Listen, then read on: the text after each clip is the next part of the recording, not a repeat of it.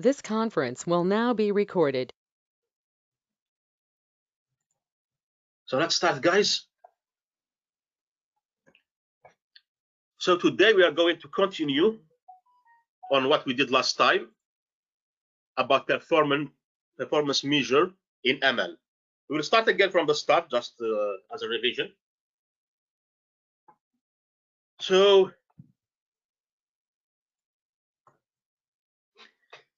let's see again, how do we want to test a model? We have a labeled data set. We divide it into a training set and a testing set. Then we use that training set to learn some model, learning method. Once we get this model, by the way, I got one of you asked me a question during the week about what is really a model. The SVM, the decision trees, what are these? What are these?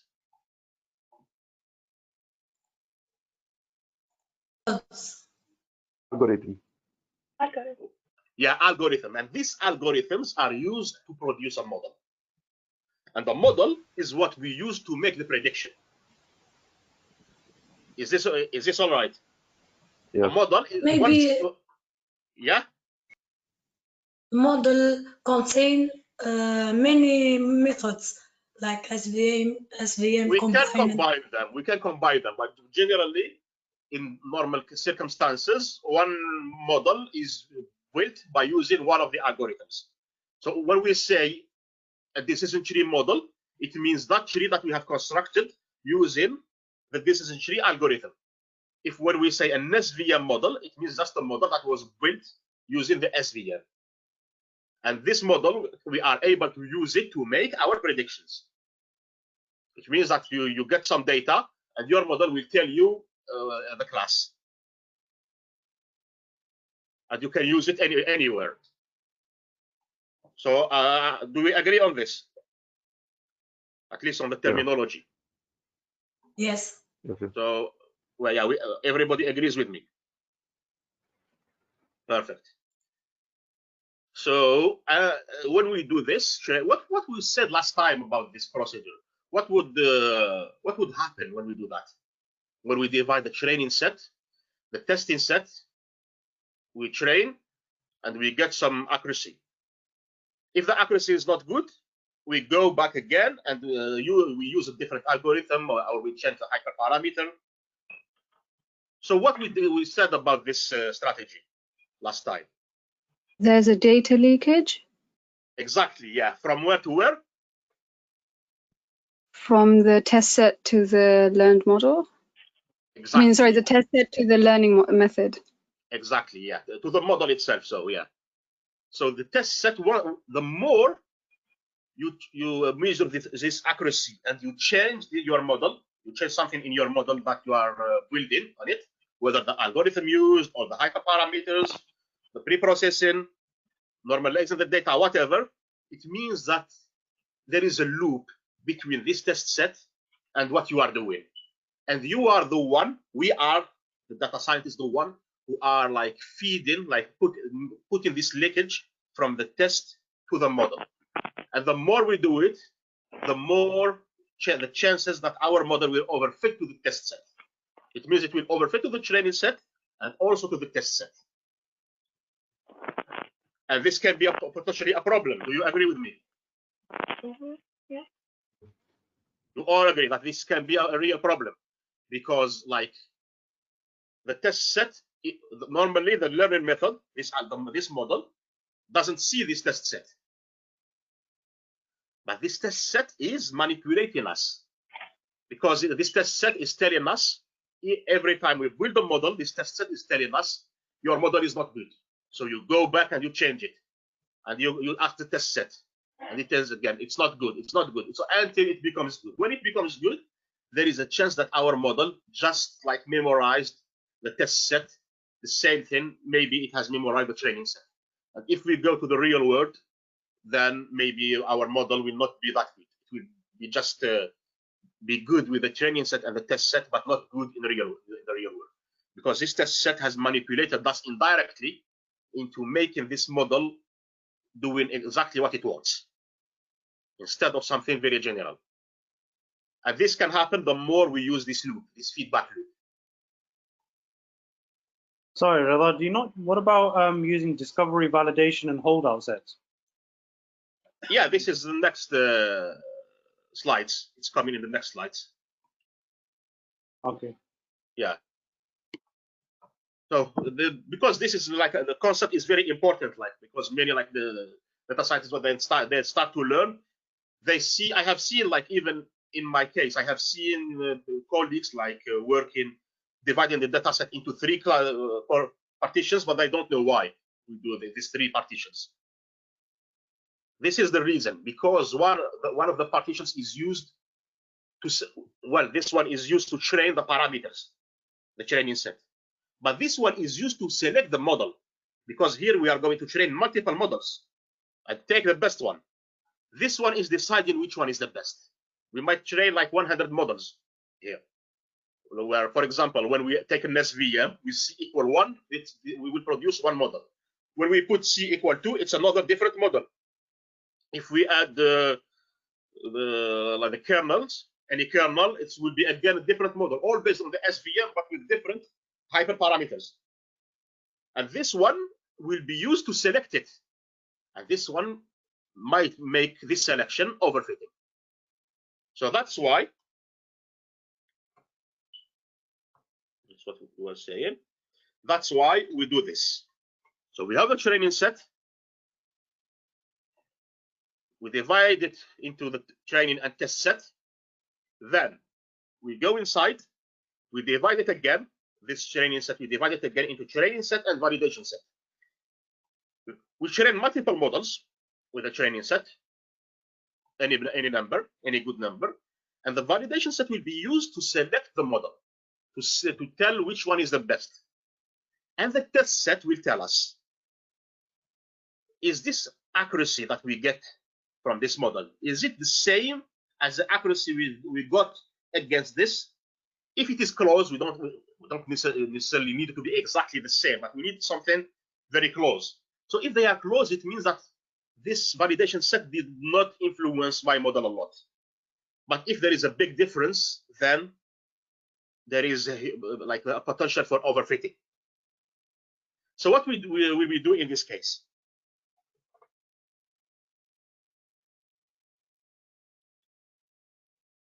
What will we do in this case?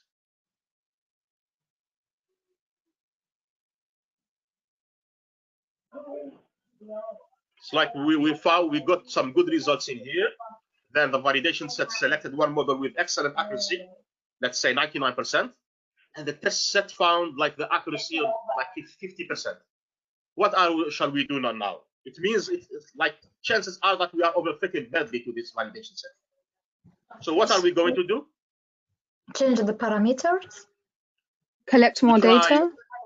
We try, yeah, there is a possibility of collecting more data, but we need probably to see a different model. You can, for example, just go back and take the second best model and see if it is similar. But doing this has a danger. Let's say if like we discard the first model because it's not giving us similar results with in the validation test and the test set, and we take the second best model. The second best model is also bad, so we discard it again. The third best model is good with the tested set. What are we going to do now?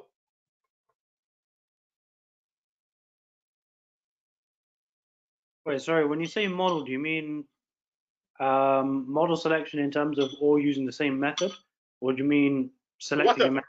Whatever. For now, we are having different models with different methods. It can be the same, it can be different with different hyperparameters. It's just the model we are looking at it as just like input, output. What do we insert in it, and the output is the let's say the score, the accuracy that we get. K4 cross-validate? The cross-validation is for later. For here, in this case, like we discarded few models. The best, the top 3 were not doing well with the test set. They were doing well here in training and validation, but they did not do well in the test set. The fourth one, the fourth best one, according to the validation set, did well with the test set. Is it good enough? Is this model good? Shall we go with it? Look for underlying structures in the data. You might correlate variables. You might have, for example, I guess like from my field, you might have population structure that you haven't accounted for. So there's reasons for bias in your data with the first three. Yeah, there is a possibility for bias. You can. This is like the pre-processing. You might try some pre-processing. But if this fourth model, the fourth one that did well with the test set, shall we take it or not? I guess you could. But the more we discard and go back here, the more we might also go and overfit to the test set. So there is also some risk here. Is there a data leakage risk? Exactly. There is always a leakage risk. The more there is a loop, a feedback loop, the more this risk. So if you feel like sometimes it doesn't, but if you feel like you have done a lot of loops, you changed a lot of things based on the test set, you might need to go back and collect more data for to improve testing, because the process itself can make this overfitting. So this can be also a danger. Okay. But Reza, for example, here when we are handling big data, so can we test like different model? It's like it takes time, no? It depends. It depends on what we are dealing with. When we have, for example, tabular data, like the one I sent you, this IRIS dataset, famous IRIS, generally it doesn't take a lot of time to process it. It's a small data set, but in deep learning it takes a lot of time. We generally we can't afford more than like 3 models, something like that, 3-4 models, and we test them. We can't build like 100 models when we are dealing with deep learning, because they are resource hungry, they take a lot of time, and when we arrive into this chapter, we will talk more about them. Certain architectures are less prone to overfitting. There are some architectures that I tried, but they very, very rarely overfit. We are going to see them. Yeah, they tend to be like very rarely overfit, especially when we use transfer learning. We are going to see this in their 2 chapters. So now for the test set, we may not have enough data to make a training set and the validation set and the testing set. So dividing in 3 might be a problem in certain cases. And only to do in 1 test might not reflect the whole behavior of the world, of the model with a particular instance. I will explain this more. So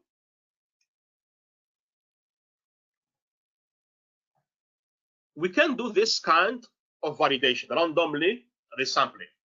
So we sample every time. We take the label set, we divide it into training set and test set, and we keep doing that randomly, just into 2 partitions. And we see if the model is behaving the same way into this different, like training and testing.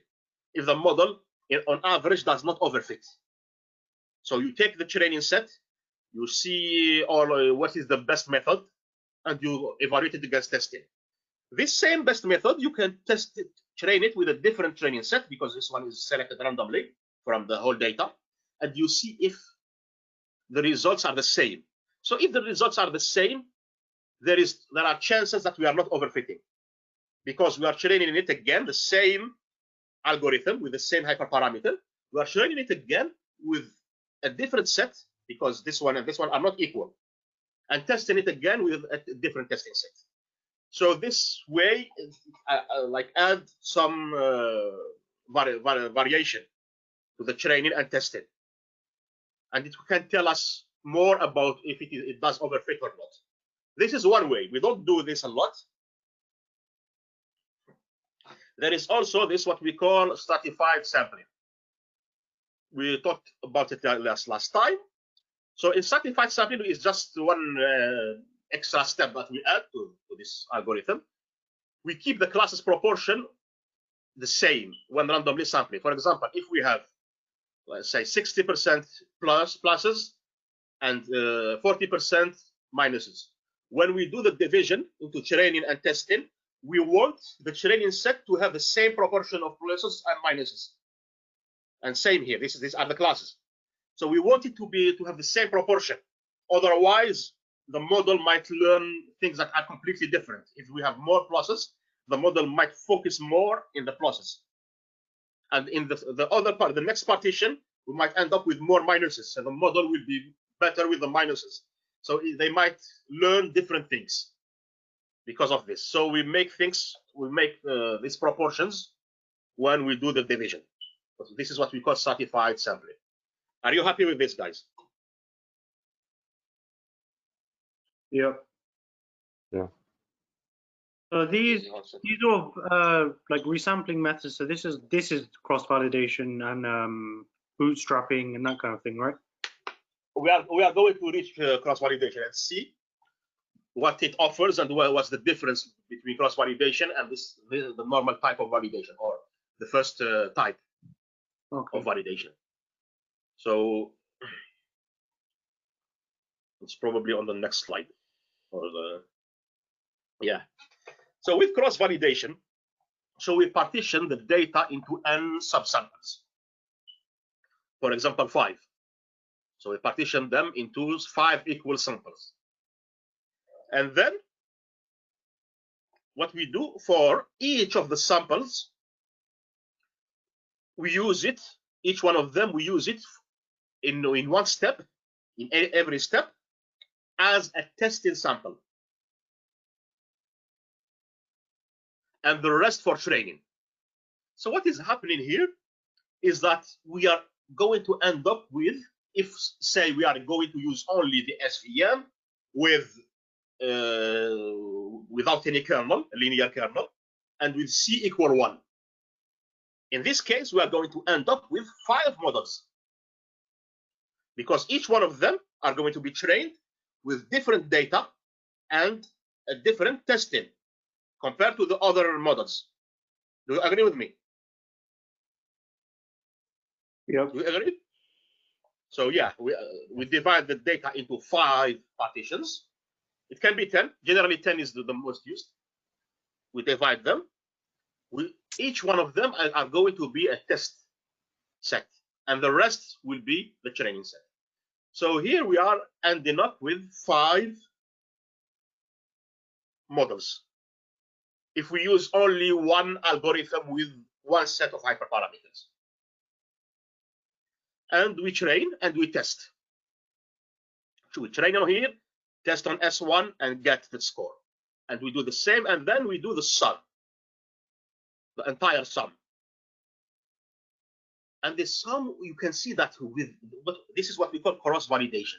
You can see that with cross-validation, we were able to test one algorithm with one set of hyperparameters to test it on all of my data. And like previously, we used to test it only on, like, say, 20%, a small portion. But here we were able to test it on the whole data set. S1, S2, S3, S4, S5. And we got this accuracy for the whole data. So this is, let's say, a more powerful way of testing. It's better to test on the whole data rather than testing it on just a small portion of the data. Do you agree with me? Yeah. It's much better, but there is something to it. There is, like we say, there is no free lunch. So just to address these points, tenfold is the most common. We divide generally the data into 10, and then we build 10 models if we have only one, if we want to use only one algorithm. We can use small values for this K, for the cross-validation. And then, so we use cross-validation, and we use the available data efficiently for testing. If n equal the number of instances, then we call it the leave one out cross-validation. This is quite inefficient in terms of time. It means that we are dividing the data into n, mean, if we have like 1,000 instances, we divide things into 1,000 data set, each one containing only one instance. We train on 999 and we test on the one that is left. So we end up with 1,000 models, and this can be like create a big overhead. It's not used in practice. It has other issues as well. So with cross-validation, we are evaluating the performance of a method, algorithm, and set of parameters instead of a particular model. This is the thing. With cross-validation, we are not evaluating like a model. We can't, because we are building here, if you want to use only the SVM with only one set of parameters, of hyperparameters, SVM say kernel equal linear, so we don't use any kernel, and C equals 1, say. If we are using only this, so this is only one method, we are building effectively 5 models, because the data sets are different. Do you agree, guys? Yeah. Yes. So we are not evaluating one particular model. We are evaluating the whole method, which is this, against, say, this is the score for this, against, say, this century. This century with, say, the hyperparameter is the length of the tree. Length equal, I don't know, 10 or whatever, the maximum length. So this is the hyperparameter. And we can also use K and N. K equals, for example, 5. We can have more SVMs with different kernel, with different Cs. So here, let's say we have this tree, and we want to pick the best one, the best method.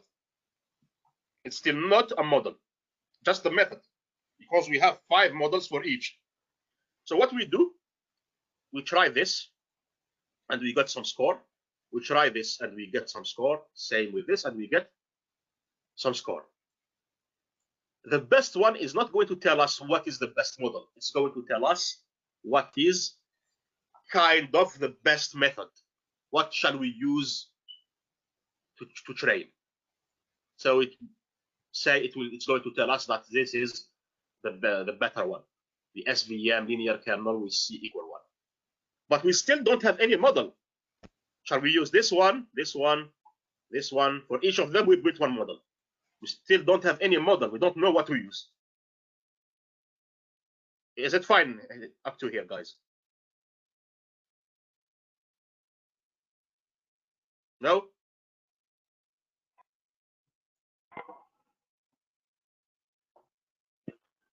Can you tell me, well, what shall I repeat?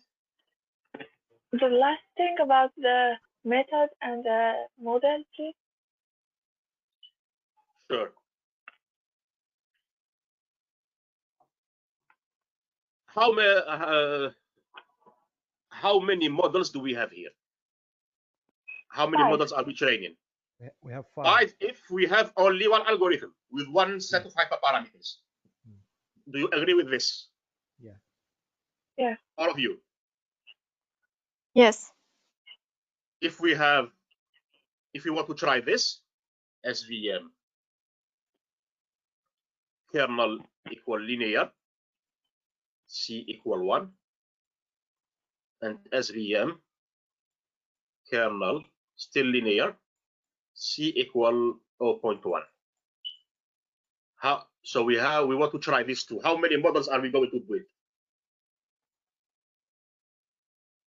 2. Just We 2? have 10. No, 10. 10 models. 10 model.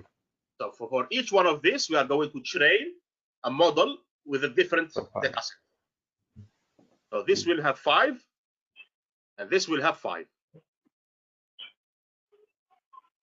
Okay, I will add more difficulty to it. Sorry, guys. Do you remember we have spoken about data normalization? When we have, for example, like one column is between 0 and 1, and another current is between, say, 1 million and 1 billion. Yes. You remember this? We called it feature rescaling or data normalization. You remember this? Yes. Yeah. And we wanted to transform the data to have the same scale. We want, for example, all of them to be between 0 and 1, because this can have a very bad influence on the data. Because this scale is so big that this can be almost ignored. Possibly, there is a possibility that it gets ignored. So if we apply, I'm going to add some difficulty to this, guys, a little bit of difficulty. If we have this SVM, always linear, just to make things simple, SVM C equal 0.1. So we said here we are going to end up with 10 models. Say we want also to see if normalization helped or not.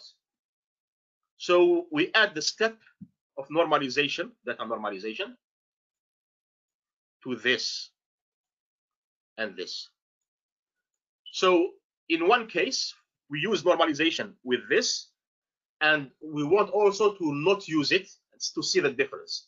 And the same, we use normalization on this, and in another case, we don't use it. So the method would be norm plus SVM C equal 1. And again, without norm, no normalization, then SVM C equal 1. Then again, norm SVM C equal 0.1, and no norm SVM C equal 0.1.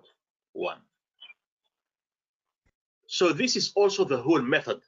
A method is just it's not just this, the algorithm and the hyperparameters. It can add other steps. It can add other steps in the beginning and even at the end, pre-processing and post-processing. So this way we are just testing 4 different methods. How many models are we going to train? 20. 20. Exactly, 20. If we add the decision tree, I'm making things slightly again more difficult, guys.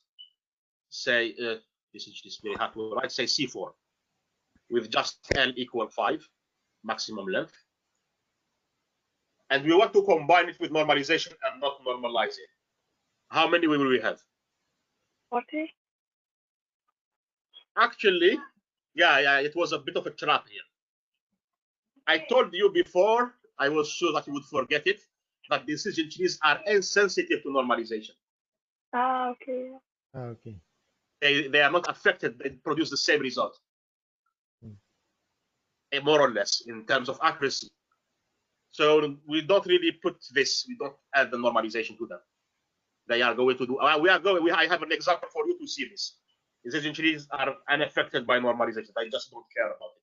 They produce the same accuracy whether you normalize or not. Sorry, what do you mean by normalization in this case? It's when you have this scaling. For example, when you have the data. So this is the data. So this is one feature. Let's say it's length, and this is weight. The weight of a person, and this is the length of a person, or whatever. So this may be, we are using a unit that is too large. For the weight, say the values are all between 0 and 1, depending on the unit. But for the length, we are using some crazy unit that makes the values between 0 or whatever and 1 billion. So these values will be very high compared to this one. This one might, just to simplify it, that they will overshadow it. When we build a model, this will affect things much more than this. So we want all of my values to have the same scale So if this is between 0 and 1, we want to transform this into something also between 0 and 1. So we divide it. There are multiple ways. Minus the mean divided by the standard deviation. This is the normalization. Rescaling, like dividing it by the maximum value. There are various ways of doing it. So we want all of my features to have like the same scale.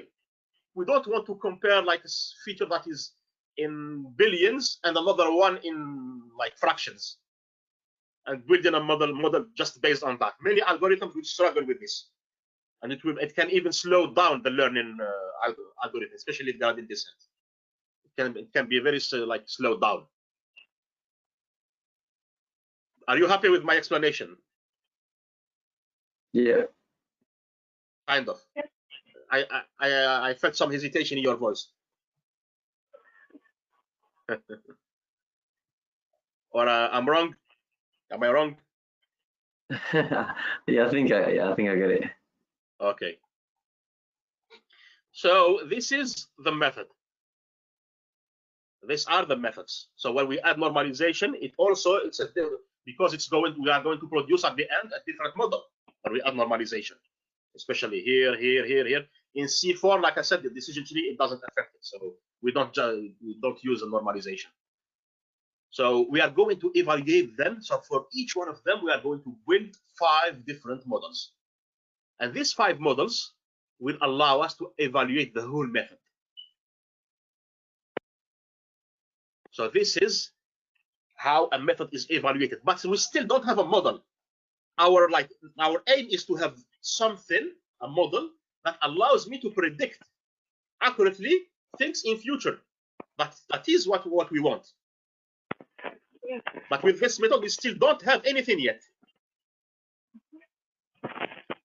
So what we do after evaluating the method,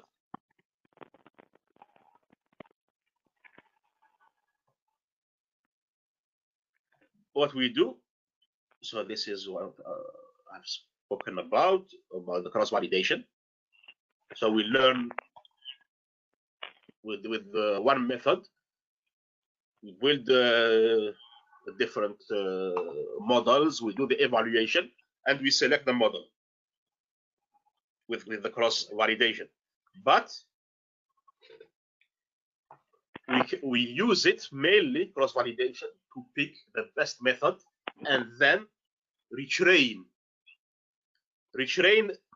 Like we will, once we find the best method, we combine again the training set inside that was divided into validation and training. We combine them again and we train one single model only on the method that we picked. So we pick the best method. We say that this method is not going to overfit. It's like capturing the right features in my data. So we combine again the test, the training, and the validation set, and we train one single model that we hope with a high probability that it is going to do a good job in prediction. And we test it again, of course, against the testing set. And we are hoping that all of this process here produced a model that doesn't overfit. And we should not do a lot of back and forth to correct it. We don't want to do it, this going back and forth, to modify it against the test set. Because if we do it, like we said last time, we are going again to introduce this bias in the data from the testing set, in the model. So this is how the algorithm works. Say we are just going to pick KNN with the best K. So this is the only algorithm that we want to care about, but we want to pick the best K. We don't know yet what K shall we pick. We don't know it yet. So what we do, we divide our partition into n folds, say 10, for example. For each one of them, we keep one for validation, and we train. So if we have K, the values of K say equal 3, 5, 7, and 9, just for this. We don't have any pre-processing like feature rescaling or these things. We don't want to add this. So we have 4 values, and we want to know which one is the best. Of course, and does produce the high accuracy without overfitting. So we divide our data, say if n equal 10, we divide the data into 10 portions. So how many models are we going to train here in total?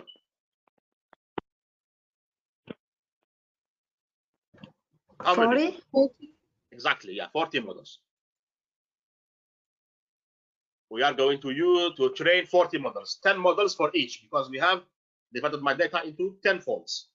So we are going to have 10 models in here, 10 models in here, and in here.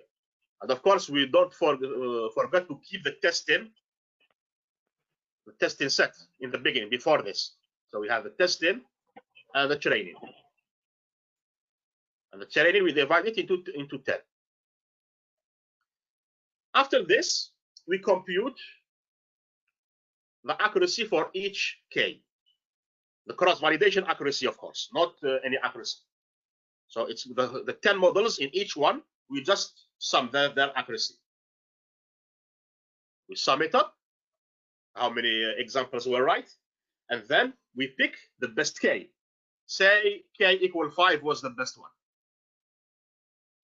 What we will do again? After this, what shall we do, guys? According to what I... What about model selection based on adding or removing parameters? You mean the hyperparameters or what? No, for example, if you have 5 variables, right? And you check your model based on all 5. Yeah, this is feature selection. It's the same thing as feature rescaling. So if we introduce it, it has to be like, well, if you introduce it for all of them, for all of your algorithms in the beginning, with your data is just transformed. But if you want to test it, to test which features are going to influence, yeah. Say we have, just to simplify, we have 5 features. And we want, just to simplify, because it's going to be more complicated than this, we take a lot more models. And we say we want to remove just 1. We want to keep 4. And we want to know what are the best 4. So how many possibilities do we have? How many data sets can we build? 5. So yeah, we can build 5 data sets. So again, we will have 5 data sets that are going in here. Yeah. How many models are we going to have now? 200. No, 6.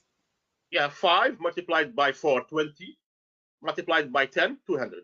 Yeah, 200. So we are going to end up with 200 models. So you have to be a bit careful in how many models are we ready to train. Yeah. There are ways. We are going to have a look at a chapter of how we select these variables without them costing us a lot. Yeah.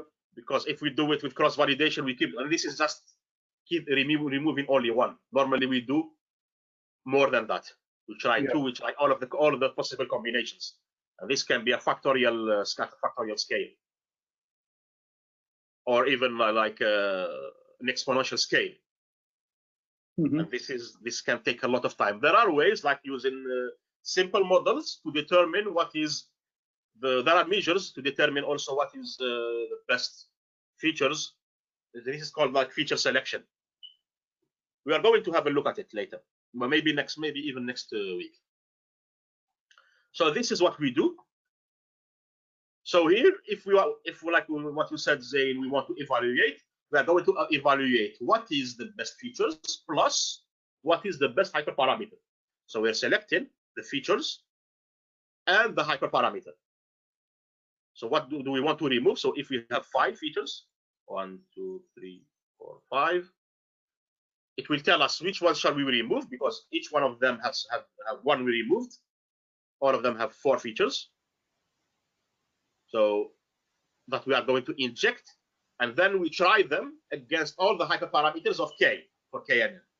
So we try them with 3, with 5, and see when we see which one is the best. And we can also add feature rescaling, by the way, which can add more. But generally, feature rescaling is added in the beginning only once. Because feature rescaling generally doesn't hurt. So we don't need to try it with feature rescaling and without feature rescaling. Are we okay with me, guys, or you started to like lose the track? I hope not. No, I'm good. The others? Yes, it's all right. All right. Good. Okay. Because sometimes, you know, sometimes silence is a sign of acceptance, and sometimes it's the opposite. But I can sense when it is a yes or a no. But when you have a division, like 50% are saying yes, 50% are silent, that can be like tricky for me. So this is how we are going to do things. Once, guys, we get the best, say, let's simplify again, forget about feature selection. Let's say that we want just to pick the best K.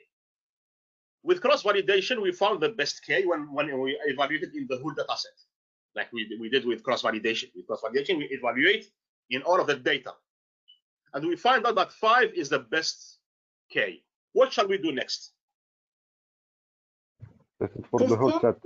Testing for the whole training set. Testing. We did testing. Otherwise, we couldn't know that 5 is the best. Okay, so So we did the validation. With cross-validation, it told us that 5 is the best. What shall we do now? we do a real test with test model. But with what? Training set, no? No, we combine it with we have 10 models. Yes. We combine it with the 10 models and form a new kind of a data set with the new parameters, and then and use the best K for the models. Exactly. Now we need a model to test. We have, for this 5, we have 10 models. Without, of course, using this. For this 5, this method, we have 10 models. So which one are we going to use against the testing set? What we do, we recombine our 10 partitions into one. The training set is again the whole one. We build another model, the 11th one. The 11th model is trained based on the whole data set, not on the whole training set, sorry, not just 9 of them, all 10 of them.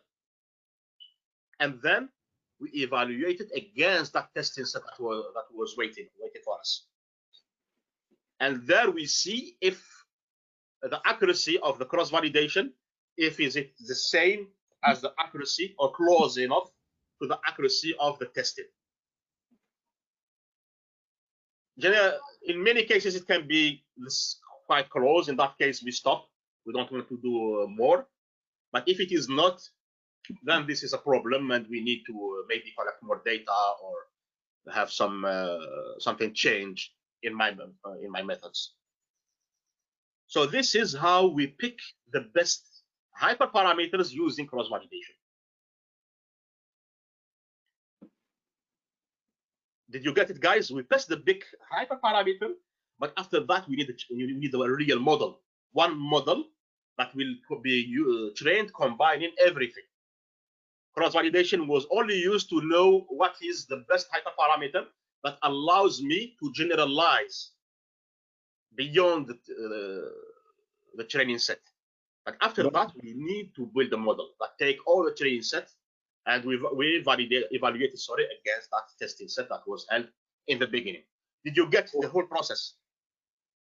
When you select the model, so you say you have 10 all validated on folds S1 through S10, and the S3 has the best, like the one tested on S3 has the best prediction accuracy. So you just take the one that's trained on S3 and test that on the whole. Train that on the whole data set, right? No, it's not that. I don't take the S3. I take the K equal 3 or 5. S3 is probably, I take this. This S3, if it was the best, it doesn't mean a lot. I don't know how my data, if my data, how it is divided, is representative of the real world or not. I don't care which one is the best. S1, S2, S3. I don't care really here which one is the best. I'm averaging them to know what hyperparameter is the best and the algorithm. Oh, okay, I got you now. Yeah. Now I see what you're saying. So it's just for each one, the individual folds just combine to give you an average, and you compare the averages between hyperparameters. Yeah, for each hyperparameter, I take the average. Okay. So each one of them have 10 models. And So if you each have one of them, because one model doesn't tell me all the story. Yeah. So, So I want to see all of its prediction power. Yeah. Okay, guys? Are you happy, guys? So cross-validation only tells us that K, the best value for K is 5. Yes, this is where we use it mainly, at least in my experience.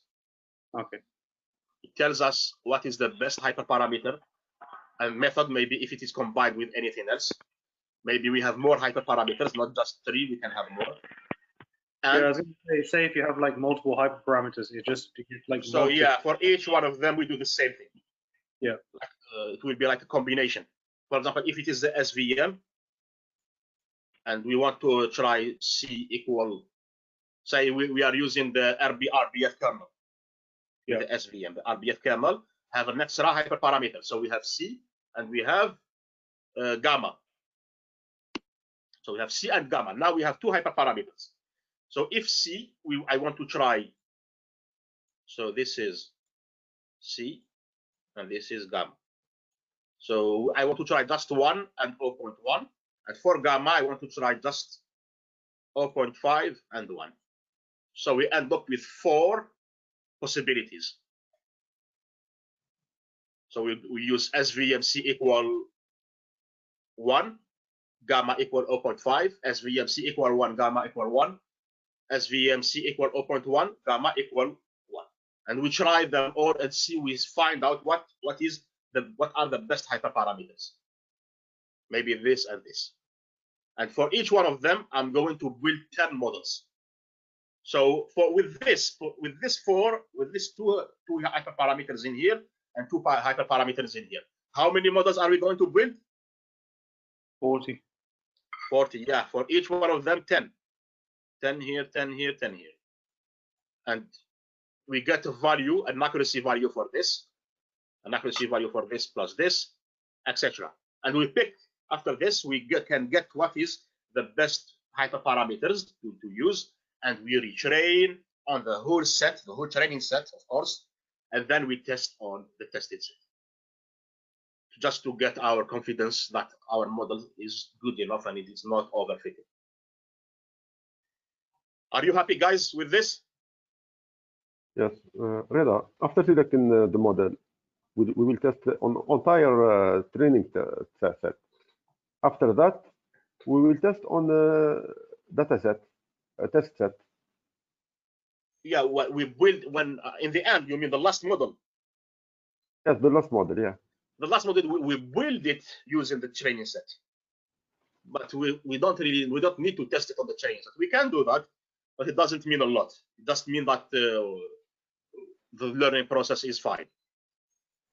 Okay. But we need to test it against the testing set to see that we are not overfitting. Okay. Okay. Okay. So this is why we use cross-validation.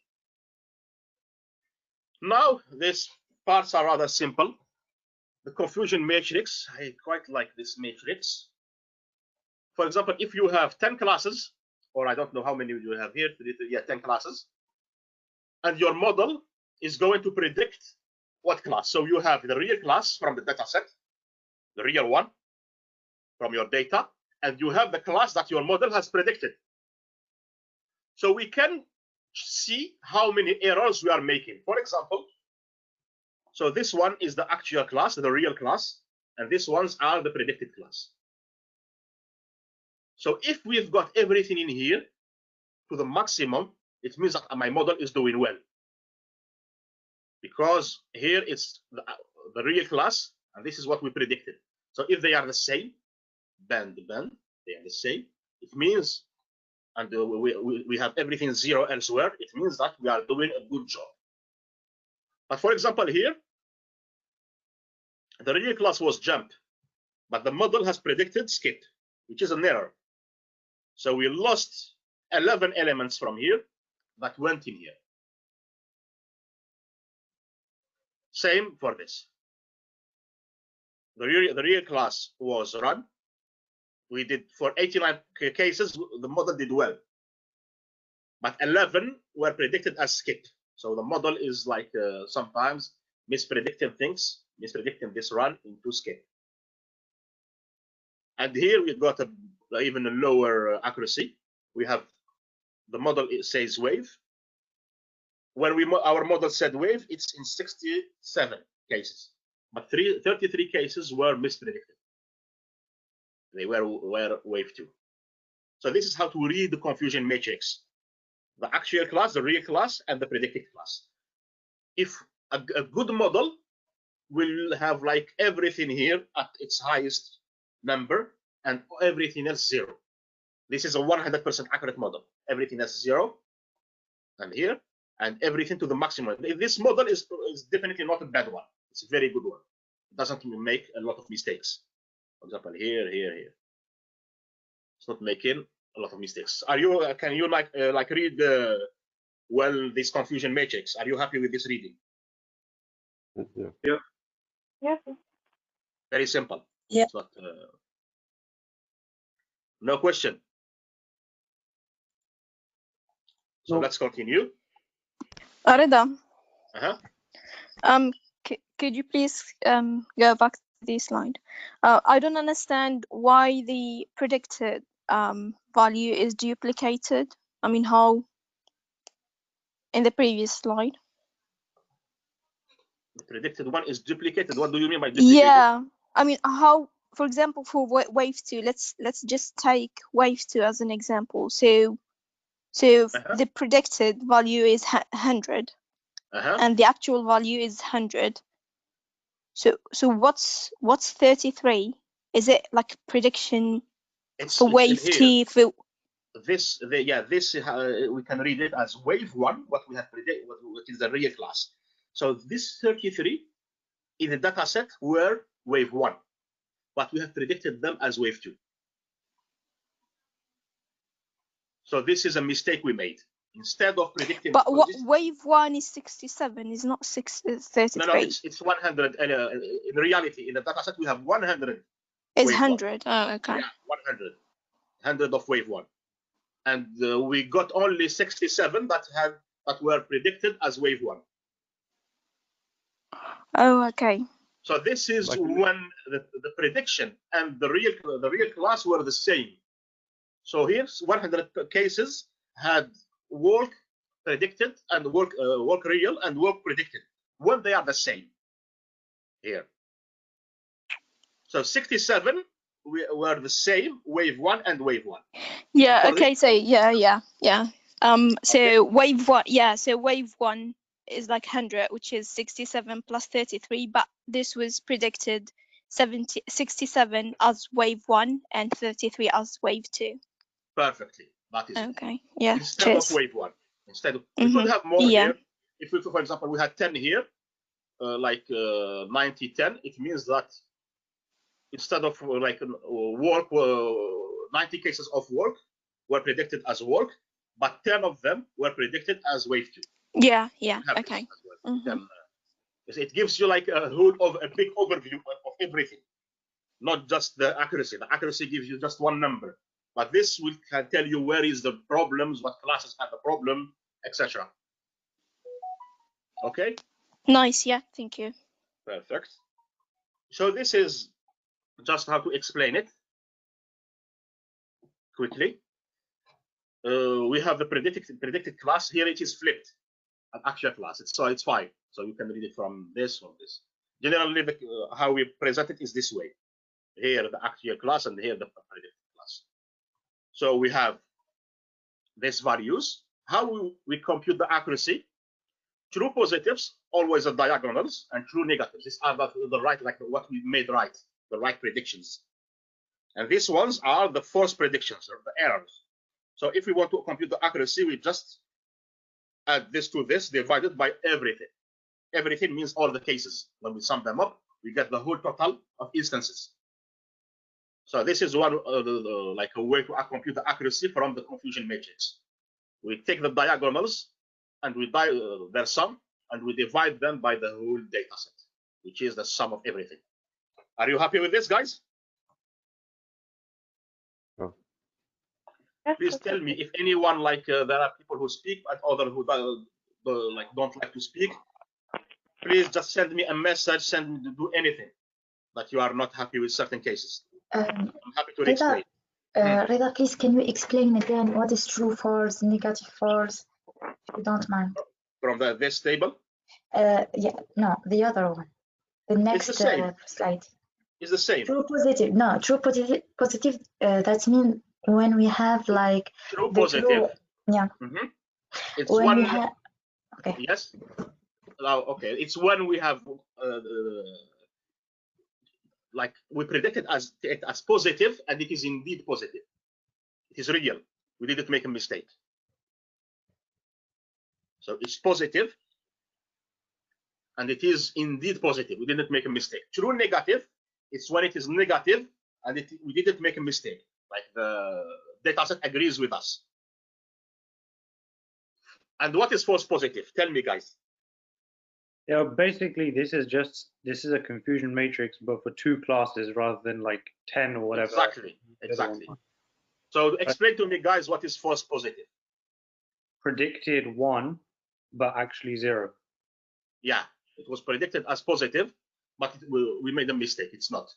Always think of this in terms of like diagnosis, or for example, telling somebody that they're ill. So true positive is they test positive and they're ill. True negative. Exactly. Yeah. It's a general concept. Yeah. It's a general concept, not just in machine learning. Yeah. And false negative is when you predicted it as negative, but it wasn't. You made a mistake. Like in real life, when you are building a model, what is most important? True positives or true negatives? That depends what you're talking about. Exactly. This is generally a trap question in interviews. If you're trying to predict, actually no. Well, medicine, I would say most of the time, it's the thing that you want to reduce the most is false negatives, because you don't want to miss people who are actually ill. But it doesn't really matter too much if you have a few false positives, because, you know, like if they're ill and you treat them, it doesn't really matter. But obviously it depends on the use case. And if, for example, the illness is not like a dangerous one, but the price is high, then it becomes the opposite. The price of the medicine can be very high, it becomes the opposite. And the illness is like mild, you know, it's not something that is too dangerous. Yeah. So yeah, a person that might not be ill and is going to like buy £10,000 medicine, then this becomes the opposite. So it really depends on the case. And of course, a true positive here means that we are focusing on one class. True negative is just another class. Positive and negative are just 2 classes. They can be anything. They can mean anything. It's just that it's the other class. Positive is one class and negative is one class. So it really depends on what is important. It really depends on your problem. Okay. Reza, could you explain sensitivity and specificity? Where? In what context? In the confusion matrix. I can't remember which one is like false positives and out of true positives or something. I to be honest, I don't even remember this concept. I haven't used it for many years, so I need like to have a look at it again. I completely don't have it in memory right now.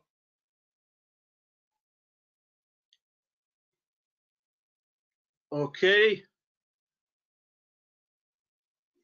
So accuracy is not always a good measure. let's say, for example, we have 95% accuracy for a model, but 94% of the instances belong to class A. So if we take a model, a very simple model without even using machine learning, that classifies everything to class A, how much accuracy is it's going to get?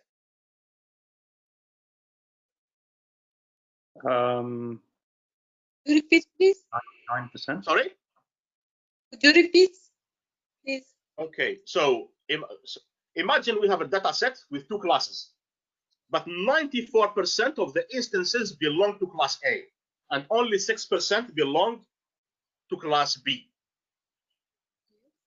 We are going to use a simple model that doesn't even use machine learning, that classifies everything into class A. How much accuracy are we going to get? 94%. 94%, exactly. Because the second class is a minority class. So surely this is where something like linear discriminant analysis comes in useful, where you check the priors before you classify, and you can see that your performance is bad immediately by comparing like your predicted probabilities to your priors. Yes, you can do that, but this is like a whole chapter in machine learning, how to maybe you like just trying to look at the priors or your features or whatever might not like solve the problem. This is what we call the class imbalance problem. Okay. And it can happen a lot. It can happen a lot in machine learning. When, for example, in predictive maintenance, or for example, even in medicine, when you get patients, you get a lot more patients that are not infected by some illness than those infected. Yeah. Mm-hmm. Yeah, be like you're trying to like test for a rare disease is very difficult to get, even if you have very, very high like sensitivity and specificity. Your the actual probability that if the disease has like 0.1% prevalence or something, only 0.1% of people in the population have it. Even if you have a 99% accurate test, the probability that somebody who tests positive actually has the disease is like 4% or something. Exactly, yeah, and this is like a real problem. And when we train a model in this with so little data on the second class, the model will always focus a lot on the majority class, and will completely maybe miss the minority class. It will just try to classify everything. It will be biased to the majority class, and then the model will become a bad model. That is not very useful. But isn't it here that we use the stratified sampling method? We can use this, but still, well, this is just to pick the best hyperparameters. But still, the model can be like hugely influenced by these cases, especially that if we want to use stratified sampling, we are going to end up with like still 94% of one class and just 6% of the second class in models. And in each model, there will be like a lot of like bias toward the class A. Because the model is just seeing class A, it doesn't see anything else. It sees very rarely class B. I read something somewhere. I don't know exactly what we call it. It's like they say when we have two different classes, it's like one is major, we need to reduce this to the same value of the class B. For example, we need to have class A as 6% and class B as 6%. I don't know how we call it actually. Yes, it's there are two ways. We are going to address it next time. There are two ways, and or even other ways in, for example, oversampling, when you want to duplicate the minority class, or undersampling. You want to reduce the instances of the minority class, we call it. But there are all other methods. There are other methods on how we want to deal with this. Okay. But this is just to mean that accuracy may be not good, because here we are going to get a 94% accuracy with a model that is not doing much. It classified everything into one class. But what we want is a model that is able to treat maybe the two classes equally. Maybe when we look at the accuracy of class A and accuracy of class B, like each one of them will be above 90%, and not just one of them. Not one of them will be 0 and the other one will be 94. We want them to have the same accuracy. Okay? Do you understand the problem? For now, I just want you to understand this problem. Yeah. I want to give you one example quickly from the SVM or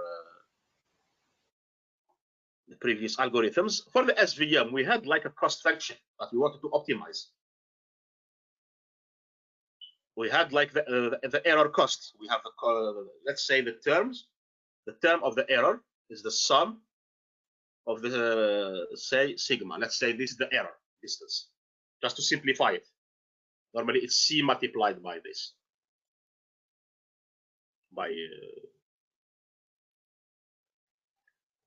by this error, the sum. So these are the errors. We are taking all the errors. So if 96% are the errors for class A, and just 4% are errors for class B. So this error cost is barely influenced by this. So this 4% and this is 96%. So this error cost is barely influenced by class B. You can see that what we are trying to optimize, these are the sum of the errors for each data point. 96% belongs to this class of them, and just a little bit. So if we change the model and we improve this a lot, but we reduce or improve meaning that we have more error.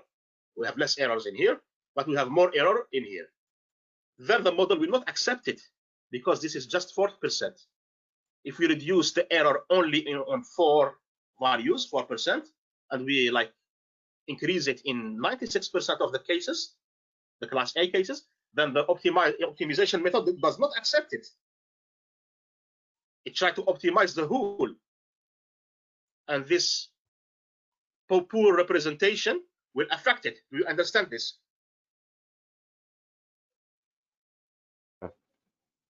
No? Mm. Do you understand this?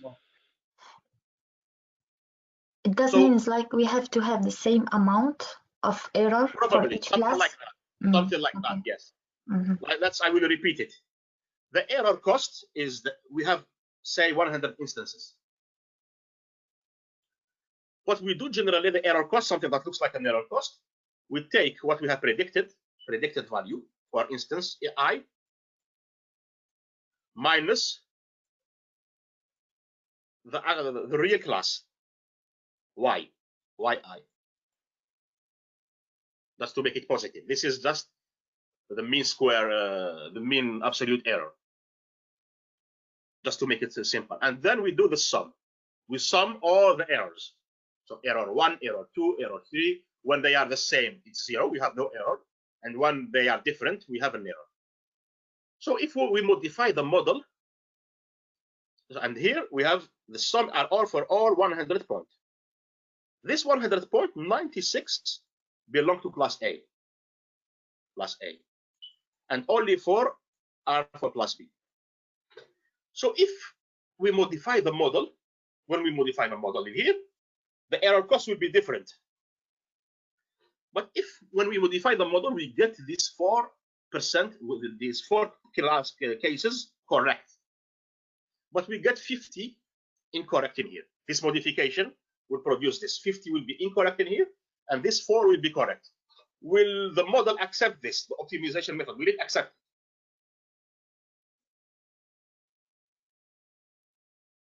it? No. Of course, no, because it looks at everything. Here we have 50 errors and 4 good numbers, so it's 46 errors. But if it does just 4 errors and keep 96 correct, it has 96 correct, then it is better. 96 is better than 46 correct. So the model treats them all equally.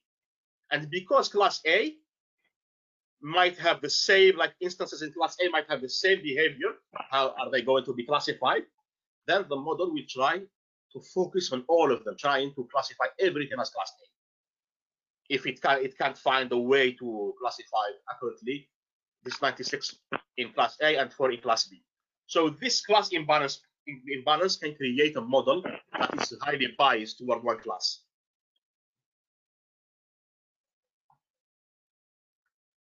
Highly biased into one class. So the accuracy itself might not be a good measure. What we do instead, so we have what we call the recall. Let's have a quick look. Yeah, I want to call it to have a look at this. The recall and precision. Zain, is specificity and the other thing the same as recall and precision, or no? No, I'm just looking now. There's like there's a list of them on Wikipedia. Let me just check one sec. Okay. We can revise them later. It's not urgent. But this is these two are the most important measures: the recall and the precision. And they focus only on one class. Recall is sensitivity. Oh, okay, so it's just a different naming. But precision is positive predictive value or something. One sec. The PPV. That's okay. Yeah. That's the definition. I'm going to explain them anyway. Okay. So recall and precision. Here, with accuracy, we were focusing on the whole, all the classes. We were computing for everything. When we had something correct, divided by the whole data set. Guys, do you agree with me here? Yes. This is with accuracy. But with the recall and precision, we are doing one recall and one precision per class. So for each class, we have one recall and one precision. For example, for the positive class, the recall is the true positives, these ones, divided by the true positives and the false negatives. Sorry, here. What does it mean? It means the recall, it's how many positives, how many positives are we getting in total. It doesn't matter if, for example, if we get all the positives, say we have 100 positives, 100 positive class, instance, and 100 negative. If we classify them all as positive, the recall doesn't care. The recall cares about getting the maximum number in here. It doesn't care about the false negatives, how many negatives we are going to get. It just care about getting the maximum in here. It's like when you throw a net, how much fish you can catch. The more you catch, the better. But it doesn't care if you, with the fish, if you catch all the fish and you get bottles and algae and everything else. It doesn't care about this. It wants you to get all the fish, even mixed with things that you don't use. This is for the recall. False negative are negatives that were treated positive. This is false negative. False negative, sorry, false negatives are anything that was detected as negative, but was actually positive. So it was, if we detected it as positive, it means it is in the fish, in the net, the fish net. So this is the recall. When you throw your net, you want to get all the fish, even mixed with things that you don't need. This is the recall. It doesn't care how much error you make, as long as you get all the positives. And these are the errors in the positives. Things that you thought are positive belong to class P, but they don't in reality. So if you get like 200, so we have here 200 instances, 100 positive and 100 negative. So if you get 200 positive, how many recall are we going to get?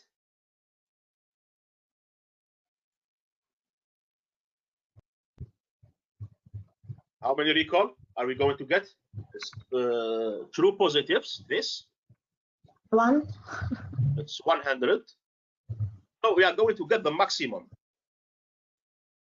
We are going to get the maximum. So it's 1. Recall is this, true positives. What we detected as true positives, of course, divided by the real number of the positives. So this is what we call the recall. I hope I didn't make a mistake. Positives.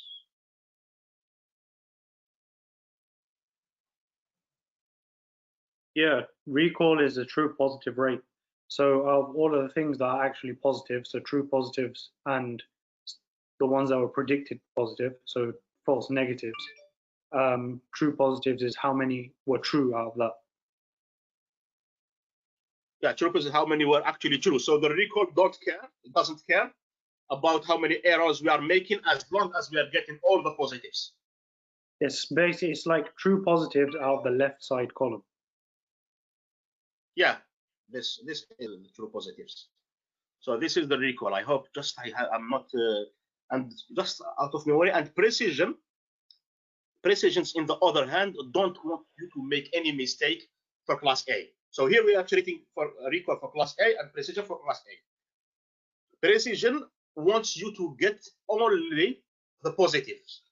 It doesn't, when you throw the net, it doesn't care how much fish you can catch. It wants you to catch only fish. It wants something pure. It wants only that you catch the fish. If you, for example, catch all the fish and a lot of garbage, then the precision is not good. It wants you to catch only the true positives, even if very little. If you catch only 1 true positives and nothing in the false negative, nothing else, then the precision is happy. Let me just focus on this. The recall is between -1 and it's like. No, it's always between 0 and 1. 0 and 1, okay. Yeah, 0 and 1, or both of them. So the recall will try to get as much positive as possible, even with making the mistakes. The precision don't want mistakes. It wants to catch everything positive, even very little. Okay? So that's why the precision is true positives divided by true positive plus false positive, which is this one.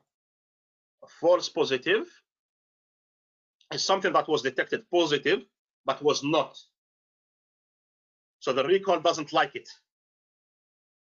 Something that was detected as positive but was not positive. So this is what you can call a garbage thing in the net. So the recall doesn't like it. Yeah, I think the term sensitivity actually helps here, because recall is sensitivity, so how sensitive it is to picking up a positive result. It could be. I haven't analyzed it that way, but that's possible in terms of naming. And this recall and precisions don't even come from machine learning. It comes from the area that we call information retrieval, which is the technology used to find like articles and web pages in search engines. Like you can see, it focuses only on one class. And this was the case with search engines. We had only 2 classes, positive, which is a good, what we are looking for, and negative, something that we are not looking for.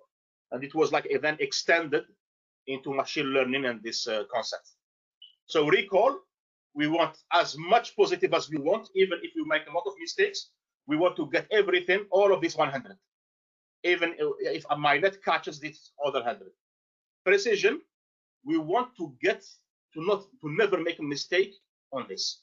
When we throw our net, even if we catch very little, we want it to get only this. So both of them are not good for us. Both of them are not good. We want something in between. We want something that is able to get me as much as positive as it can, all the 100, but at the same time, like the recall is doing. But we don't want it as well to get me anything from here. So we want something between recall and precision. Do you agree with me? Yeah. Yes. We want something that is able to catch all the positives if we are focusing on the class positive, but without making a mistake. The recall is happy to make mistakes as long as it catches everything, the positive. The precision, no, it doesn't want to make any mistake. Maybe it catch only one, but it doesn't want to make any. So we want something in between. And, sorry? F measure? F score, exactly. We are going to use the F score. The F score is what we call the harmonic mean between the precision and recall. It's what we call, this is the formula of the harmonic mean. It's another type of mean. It's 2 divided by the invert of recall plus invert of precision. And we get this F score that gives me like an average, some sort of average between recall and precision. I'm trying to get everything into a class A, but without making a lot of mistakes. So it gives me a balanced result. Okay, guys? Yes. So this is what is the F score, the F1 score measure.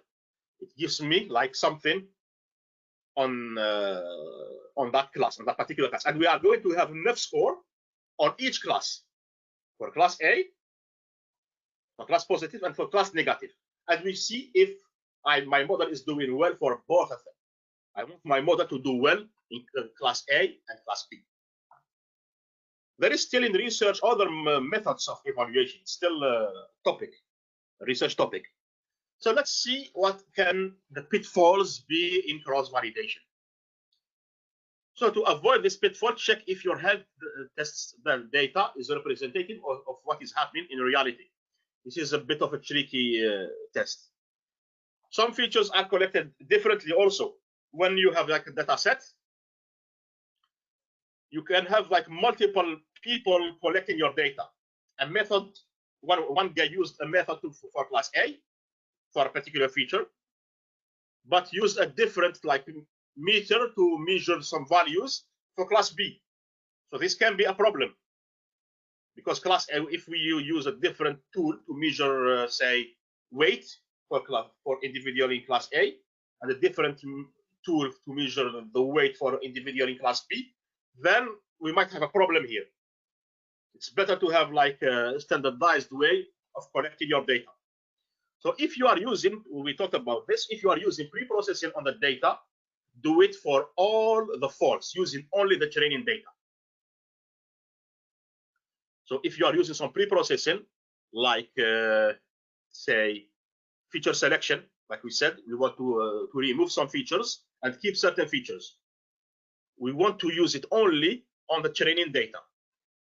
We are going to talk about this also on the next session, when we want, for example, to do oversampling.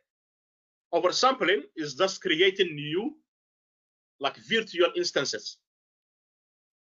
I don't want to speak about it now. I will probably confuse you more. I will talk about this later, next in the next session probably. So if you still use pre-processing on the entire data set, like feature rescaling or feature selection, that if you want to do it on the whole data set, all of your data, then you should do it without looking at the labels, at the classes. Because if you do pre-processing and you look at the class, maybe your pre-processing is overfitting your whole data set and not generalizing. Again, this one I'm probably going to explain it next time. I'm sure that we spoke about a lot of things today, and maybe your working memory is not as fresh. So if you also, we spoke about this, if you kept tweaking your algorithm and pre-processing until you got good results on testing, then you may manually overfit in your method. This is what we talked about in cross-validation and test set, and going back and forth between test set, doing pre-processing, adding stuffs.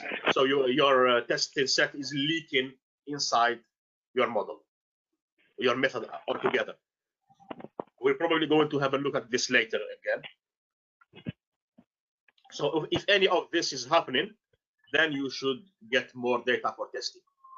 If you do a lot of, if you feel that there is a lot of leakage from your data, testing data to your method and your models, then we need probably to collect again more data. Yeah, I don't want to add this for now. I think we talked about many things today. I have an example. Do you prefer that it's a good source code with some explanation? Do you feel like we can do it today, or we leave it for next time? Do you feel like able to focus more? Probably next Yes. time. So This isn't that bad. This is just the error plus minus a z value multiplied by standard deviation. I don't know. I'm not supposed to be. No, this is nothing. I'm speaking about the source code, and I want to explain a few things that I sent you there. Yes, we do it now, and next time maybe we can. Like I mean, like you can focus. You still can focus. Yeah.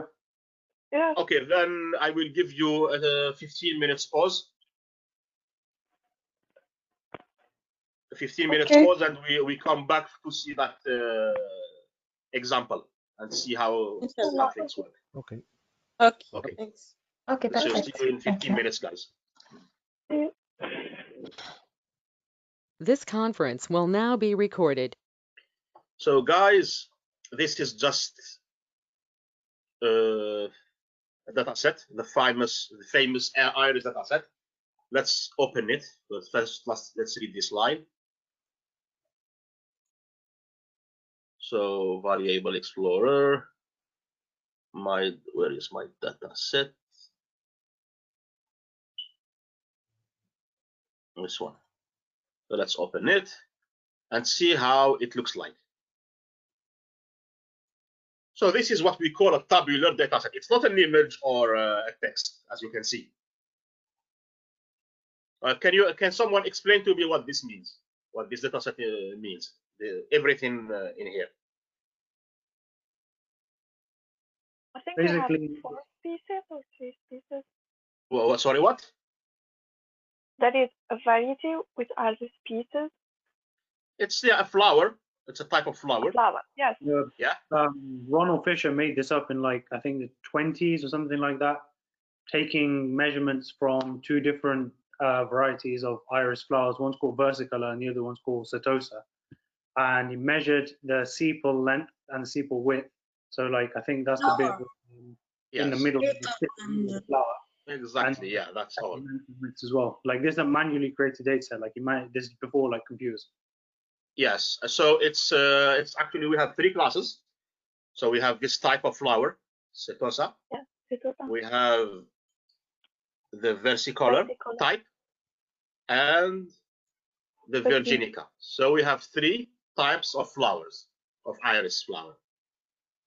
And the guy measured the sepal length, sepal width for each of them, the petal length and the petal width. It's just like with the ruler and you measure things. And he built this data set. And so each line, each row represents one individual flower. Flower 0, flower 1, flower 2. So he did this measurement for 150 because we started from 0. So he took 150 flower and measured them all. Their sepal length, sepal width, same for length and same for petal and sepal, width, length, width, length. And we have a type. And what we want to do is from these values, if we are able to predict what type it is.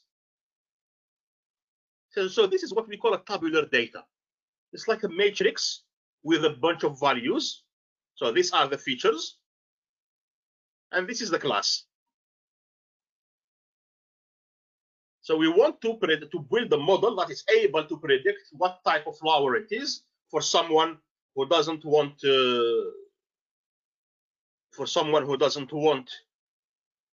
to study how to recognize these flowers from with their eyes, and just by measurements know what type of flower it is. So this is, so let's close this. So this is the imports, the different imports, what all of the functions that we are going to use here. Probably Zain will do this part with you if he hadn't done it. Yeah, well, I think we'll get onto that soon, inshallah. I'm sure, yeah. And thanks a lot, Zain, for this. Always. So here we want to print at 20, the top 20 features, just to see that our dataset is fine. We can call describe. So for describe, it gives us for each feature, these 4 features, it gives us the count, how many we have, the mean value, standard deviation, the minimum value, the maximum value, and the quartiles where they are.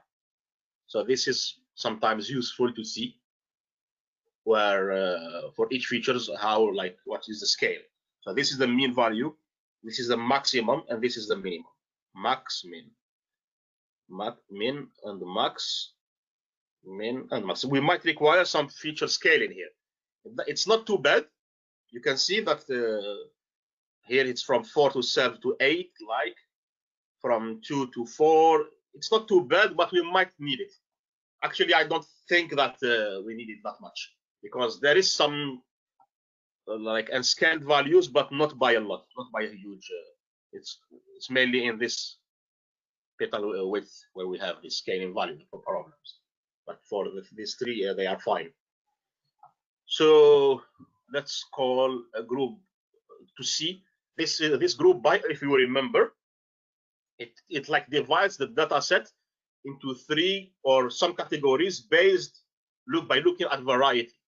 So how many categories do we have? How many varieties do we have? How many varieties? 3.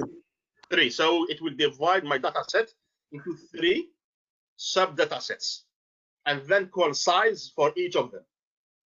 So we will see how many instances do we have per class.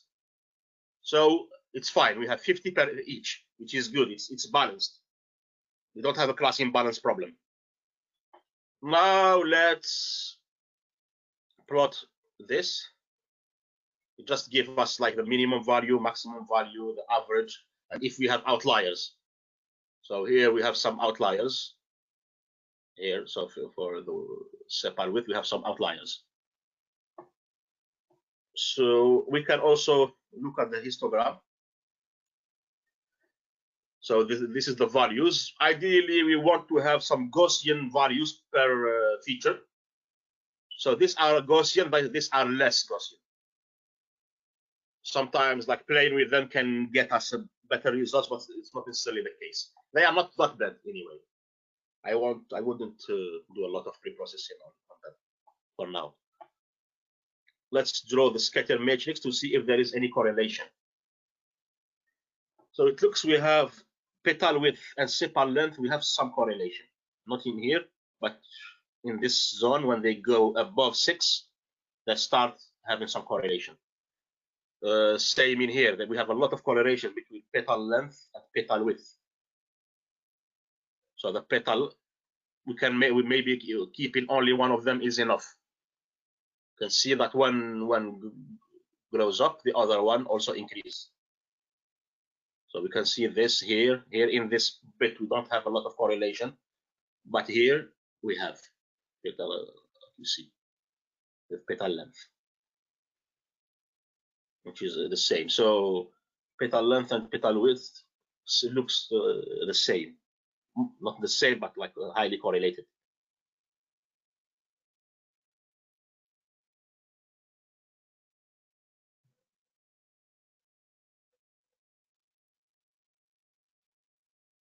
This is, yeah.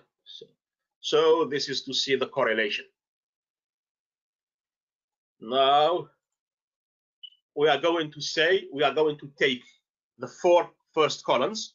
This means array. Array is the values, the dataset values. And we take all the lines. This means all the lines. Zain is going to do this when you reach NumPy and Pandas. He was able to do this. So this means all the rows, but only from row 0 to 3. 0, 1, 2, 3. So only these are, we put them into X. Let's open the dataset again. So 0, 1, 2, 3. So we want to separate the features from the class. And the class is all the rows and only the fourth one, the last one. So this is the Y, the variety type, and these are the features. It's like we divided them. Here we want a validation set to comprise 20%. So we want a validation, or this in this case it's more of a test set. So we want to take 20% for testing and 80% for training.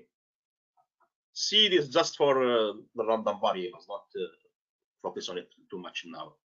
So here, this function, model selection train test split, we give it the X's, the X which are the predictors, the features, and the Y, the class, all like the values of the class, and the size. When we do test size equal, we give a number here, which is this one. We give it how many we want, like the percentage we want for testing. Here it's 20%. Don't focus on this, it's just starting for the random seed. So we are going, after executing this, let's execute them. After executing this, we ended up with this 4. So if I want, like, to see print plan, to see how many do we have, how many will we have in training? 120. Because why do we have 120 here? Tell me, guys. We have one in the beginning. How many did we have? How many instances did we have in total?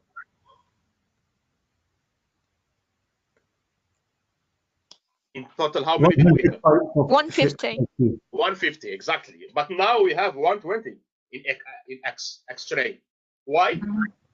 Because we take just a part of. Yeah, just 80%.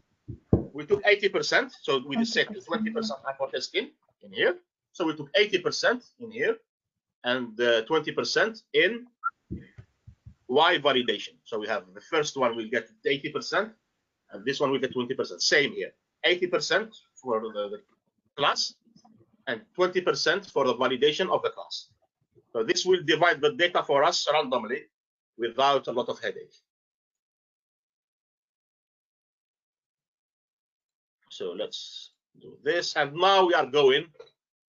This means we are going to use this SVC is a support vector machine, an SVM with C equal 1. But by default, the SVM in Scikit is the library we are using. It's a machine learning library, not a deep learning library, a machine learning library that was developed by Google. And we are using it to build our models. So by default, SVC is an SVM implementation. By default, it uses a sigmoid kernel, an RBF kernel, by default.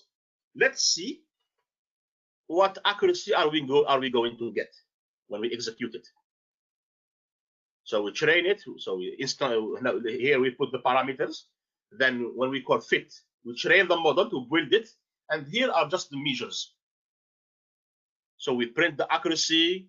Here we call predict. We print the accuracy and the classification report that has multiple measures. And then here we have the confusion matrix that we want to predict. So this is the line that will train the model is only this. You can see that for coding is very simple. We prepare the data and we call these 2 lines to create a model. So and these are just to output the results. Let's see how things happen with the SVM when we use an RBF kernel and C equals 1. So let's look at the score. The first value is the accuracy on training. On training, we got almost 100% on training, but on testing, we got 93%. correct. It is the 30 because we used 120 for training and 30 for testing. So for the 30, we got this value. We got like 93% correct. Now let's look at the classification report. Now we have the precision, recall, and F-score. Support, I don't even remember how it is computed. Maybe the number of good case instances, or I'm not sure. So for this class, we got a precision of 1, it means 100%. A recall of 1, so an F-score of 1. So we got everything perfect for SECOSA, for its variety. For the second category, we got a high precision. Everything that we found that is versicolor is indeed versicolor. But for the recall, we missed few cases. We didn't get everything. Like the net got a lot of versicolors, but some were missed. And for the F-score, we got still a good F-score. Here, for Virginica, it's the opposite. For the precision, those that were detected are Virginica. Some of them were not. For the recall, we got 100%, which means that we detected them all. Everything that was initially Virginica was detected as Virginica. But we over-detected. We got some that are not, which is normal. We got some in here that were not detected as versicolor and what in here. We are going to see this in the confusion matrix. Now for the accuracy, the macro accuracy, macro average, it's like all the accuracies weighted. So we are doing a weighted precision here. The macro average, and here it's the weighted average. So it's the formula and how to combine these three values. This, and this. So we can say that the model is doing well for each class. For each class, if we look at their F-score, here it's doing perfectly, and here it's not doing bad, 91, 92. And here we have the general accuracy that we got before, 93%, plus the average F-score. Generally, when we look at the model, we look at these two values, the macro average or the weighted average. The macro average is used quite a lot, arguably. So 94% F1 score of the whole model. Now here is the confusion matrix. So here we got everything correct, nothing in here and nothing in here, no error. Here, second class.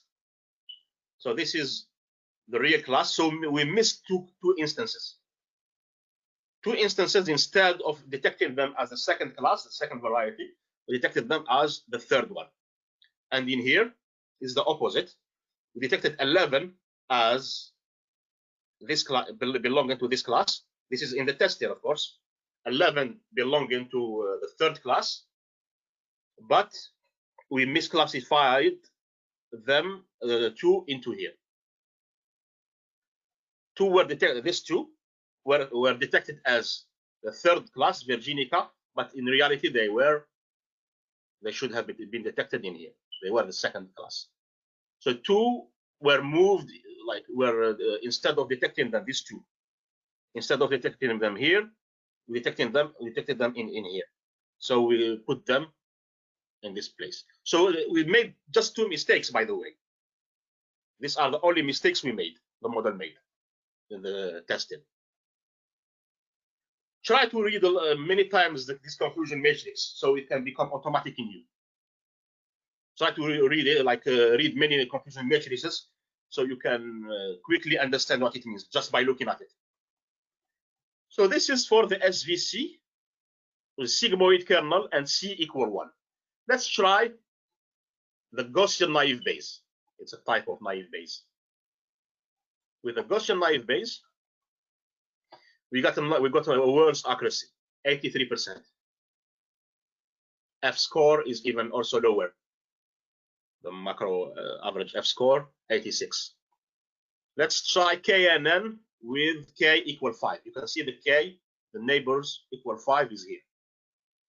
And here we are doing the same thing: model fit to train, computing some predictions of what we have in testing, and plotting the measures with K and N. Here we got 90% with K equal 5, 90% accurate, and 91 in macro average. Let's change the value and see if we put 3 in the K, still 90% of accuracy. Let's put a 7.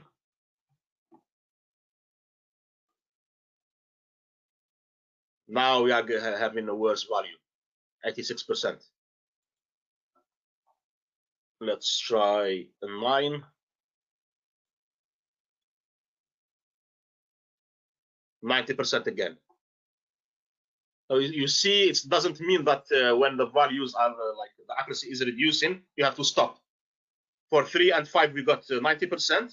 Then when we went to 7, we got less. Then when we went to 9, we got again better. So it's not linear. Let's try for the last time 11.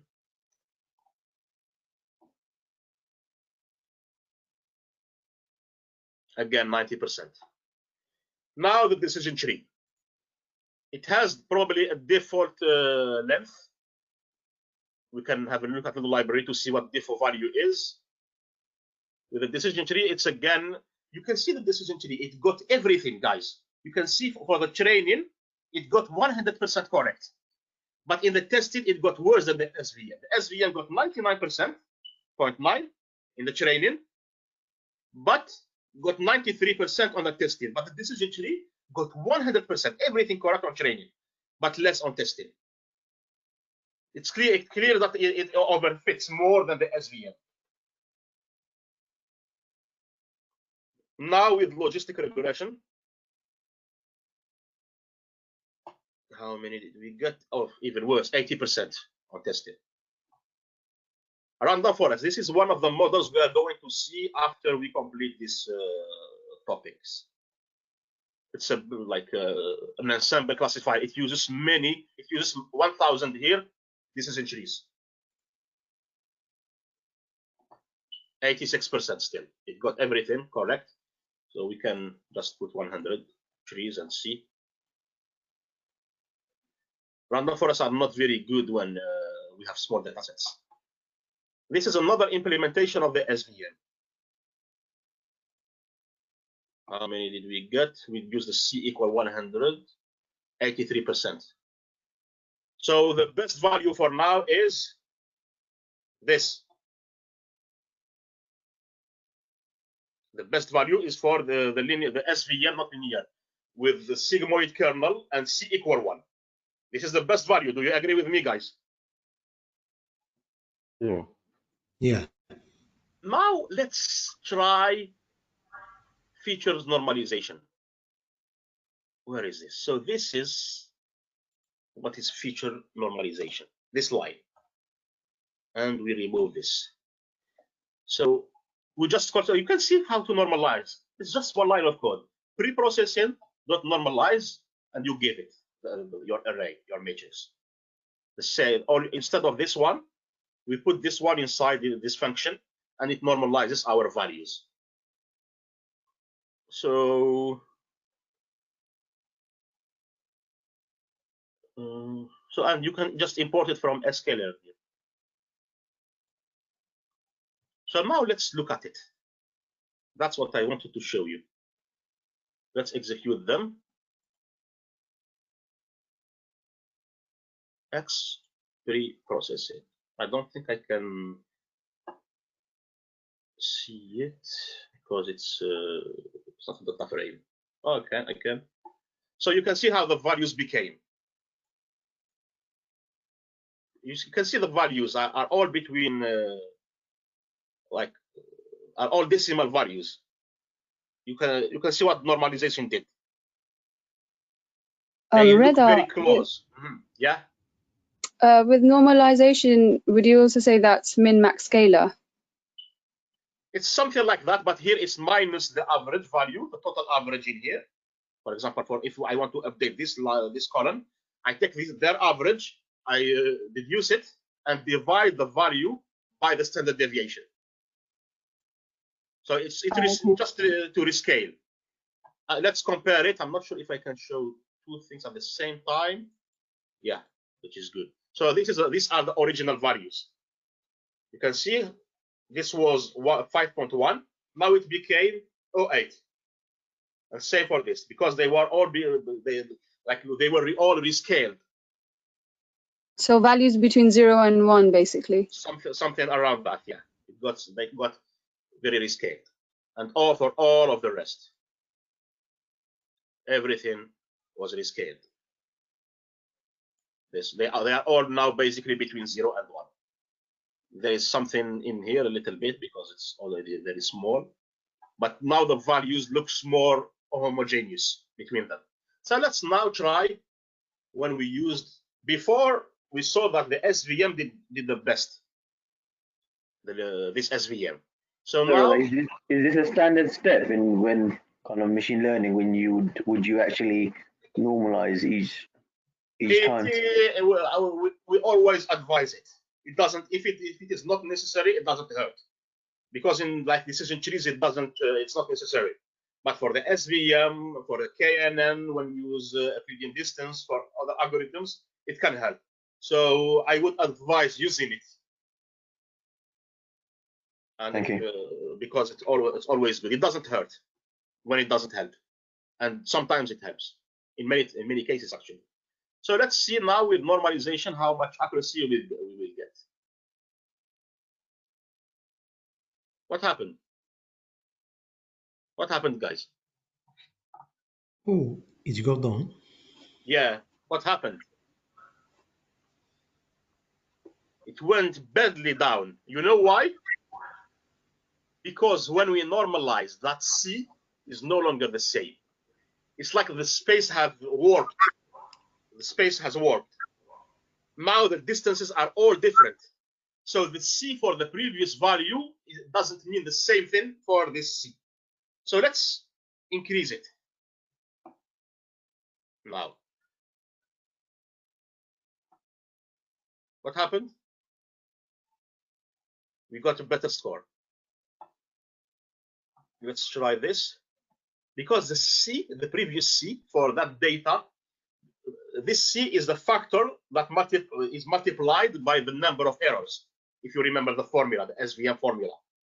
And the errors are distances. These errors are distances from the margin, from the hyperplane, towards where the point that is misclassified or the one that is inside the support vector. So this distances has changed. Because of normalization, this distances has changed. And the formula has changed altogether. That's why when we normalize this, we have to use a different C that works with the new distances. Let's see here. Now we got back our results. 93%. We got back the 93% with C equal 100. When you normalize, especially in the SVM, your C will change because the distances will be different, and this C is very sensitive to the distances. Okay, guys. Now let's look at this 90%. I don't remember how much we got. I think we got something similar. Now the KNN. KNN with K equals 11. You can see how much we got with KNN. Can you see it, guys? Yes, yes. Yes, with KNN, we got even better than SVM when we rescaled the values. With K equal 11. I don't know for others, we can try, but we even got. You can see that the KNN was more affected. Here, like changing this multiple times didn't like affect things much. We didn't get it. We got similar value, but KNN was barely affected because distances has changed, completely changed. Like which one is closer to you has changed. Like I said, decision tree. How much we got? Something like 86% with decision trees before, or 83. We got something like that. It didn't change with decision tree. I told you the decision trees are not affected by feature rescaling or normalization. Yeah. They are not affected. Let's have a look at logistic regression. It's not that good. Logistic regression is missing out this class entirely. Second class is all missed. 60% now. I'm not sure what kind of hyperparameters we can use. We can have a look. Now the random forest doesn't work well with small data sets. It's going to be affected. 93% we got better. I'm not sure if what's the reason for this with this 90%. I'm sure it's not related to the algorithm itself, because it shouldn't be related to how we make our applications. So this is another algorithm for SVM. 86%. Well, yeah. So you can see that the best value after rescaling was with KNN. KNN because it's very sensitive to feature rescaling. We got an excellent score with KNN. So this is what I wanted to show you today, how to pick. We didn't use cross-validation yet. We will probably use it maybe next time. But just to see how feature rescaling can affect things, especially in KNN, and also how C can be sensitive to scales, because it is multiplied by a distance. Are you happy with this, guys? This is, today you could touch what is happening.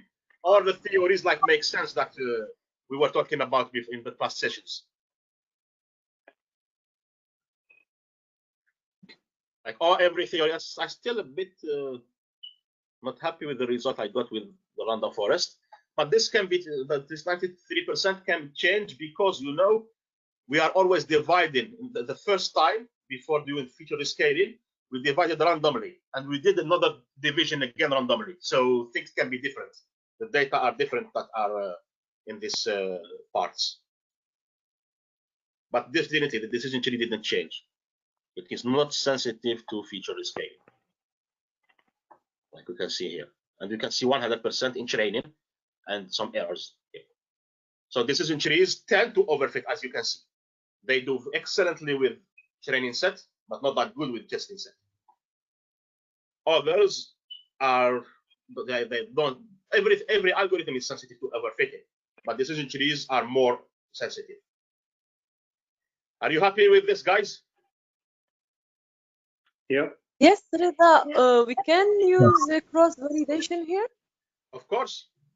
We are going to use it maybe next time, where we are going to pick like the best hyperparameters and see how to play with them. It's also not a lot of code, just a small portion of code that can do this cross-validation. So for getting the best, we have to do many experiments, I mean. Yeah, with cross-validation, yeah, we do that, and cross-validation will return to us the best model with the best hyperparameters.